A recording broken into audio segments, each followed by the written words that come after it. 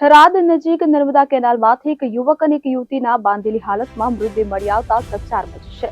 દોલતપુરા પુલ નજીકથી ફાયર બ્રિગેડની ટીમે આ મૃતદેહોને બહાર કાઢ્યા. ગતરોજ કેનાલ પર એક મોટરસાયકલ, ધાબળો, પટ્ટો અને ટોપી જેવી વસ્તુઓ પડેલી જોવા મળી હતી. આ અંગે ફાયર ટીમને જાણ કરતા તેમણે તપાસ હાથ ધરી હતી.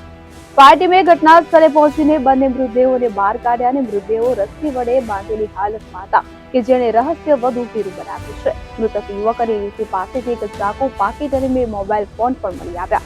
ઘટનાની જાણ થતા લોકોના ટોળે ઉમટી પડ્યા હતા. 9:30 बजे आसपास हमें कॉल મળે કે દોલતપુરા પુલ નજીક કોઈ અજાણી ડેડ બોડી જાય છે. તો હું અને સ્ટાફ તાત્કાલિક ઘટના સ્થળે પહોંચી ડેડ બોડી બહાર નીકાળી. જ્યારે ડેડ બોડી બહાર નીકાળી ત્યારે એ બાંધેલી હાલતમાં હતી. બાદમાં જ્યારે અમે બહાર નીકાળીને તપાસ કરતા પાકીટમાંથી ડોક્યુમેન્ટ મળી આવે એ બંને યુવક યુવતી ભાદર ગામનું હોવાનું જાણવા મળે છે અને પરિવારને જાણ કરે છે.